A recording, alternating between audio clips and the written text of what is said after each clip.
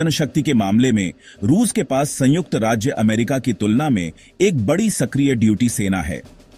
रूस की सेना में लगभग 3 लाख सक्रिय सैनिक हैं, जबकि अमेरिकी सेना में 4,85,000 सैनिक हैं।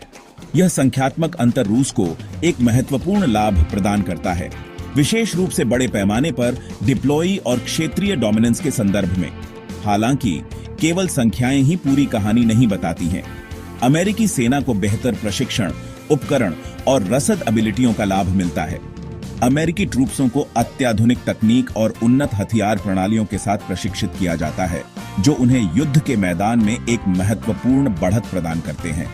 इसके अलावा अमेरिकी सेना की रणनीतिक योजना और संचालन में भी एक महत्वपूर्ण बढ़त है।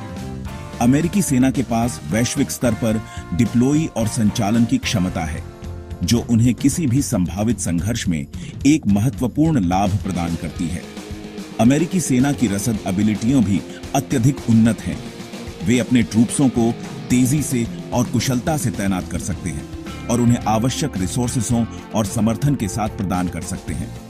यह उन्हें किसी भी संघर्ष में एक महत्वपूर्ण बढ़त प्रदान करता है। अमेरिकी सेना तकनीकी श्रेष्ठता पर जोर देती है, अपने ट्रूप्सों को उन्नत हथियारों और संचार प्रणालियों से लैस करती है। यह तकनीकी श्रेष्ठता उन्हें युद्ध के मैदान में एक महत्वपूर्ण बढ़त प्रदान करती है, जिससे वे अधिक कुशलता से और प्रभावी ढंग से संचालन कर सकते हैं। दूसरी ओर, रूस अपनी जमीनी सेना का आधुनिकीकरण करते हुए अभी भी सोवियत युग के इक्विपमेंटों पर महत्वपूर्ण रूप से निर्भर है।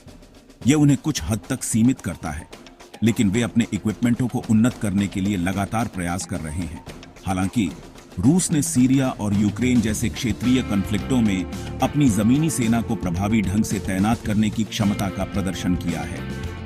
इन कॉन्फ्लिक्टों में उनकी डिप्लॉय ने उनकी सैन्य रणनीति और संचालन की प्रभावशीलता को उजागर किया है, जबकि संयुक्त राज्य अमेरिका जमीनी बलों में एक गुणात्मक बढ़त बनाए हुए है।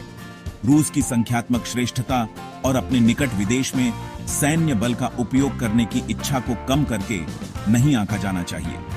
रूस की सैन्य रणनीति और डिप्लॉय की क्षमता उन्हें किसी भी संभावित संघर्ष में एक महत्वपूर्ण खिलाड़ी बनाती है। दोनों मिलिट्रियों की प्रभावशीलता अंततः किसी भी संभावित संघर्ष के विशिष्ट संदर्भ पर निर्भर करती है।